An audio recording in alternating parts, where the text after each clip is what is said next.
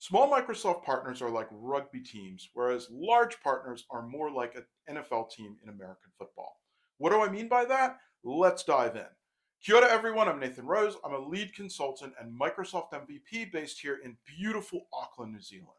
So last week, Lucy Elliott, who's a member of the community in the UK, had a great LinkedIn post on the differences between large and small Microsoft partners. She shares some great insights, and I recommend you check it out.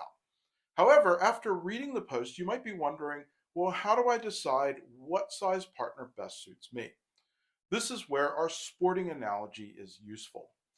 In a rugby team, in a rugby match, all 15 players are in all hands on deck mode for the entire 80 minutes. Whether your team has the ball and is attacking or defending their try line, everyone is pitching in, it's all hands on deck. Compare that with an NFL team in American football. You have completely different teams that come on the field depending on what's going on in the game. If your team has the ball, the offense comes on. If the other team has the ball, the defense comes on. If you're kicking the ball, the special teams comes on.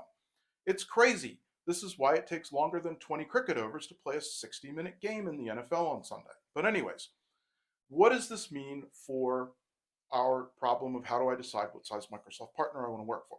Well, again, small partners are like a rugby team. Your job description is whatever needs to be done today to win.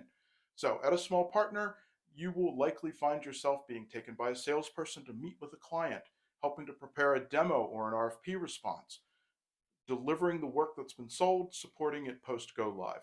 Whatever it takes, whatever needs to be done today is your job description at a small Microsoft partner. Now, if this description has you freaking out and rocking yourself in the corner saying, I just do workshops, I just do workshops, don't worry. Life at a large partner might suit you better. You see, large Microsoft partners are built to scale. This means that the teams and the roles within them tend to be highly specialized. Much like that NFL team, whoever is on the field at any given time at a large Microsoft partner is dictated by what's going on, whether you have the pre sales team, the delivery team, or operations and support. Furthermore, often within delivery teams, you can have incredibly specialized roles. You may have consultants that only do discovery workshops or who only do ALM. So, again, if your preference is to go deep within a niche area, life at a large partner might suit you better. So those are the key differences between large and small Microsoft partners and how you should approach thinking about which size partner suits you best.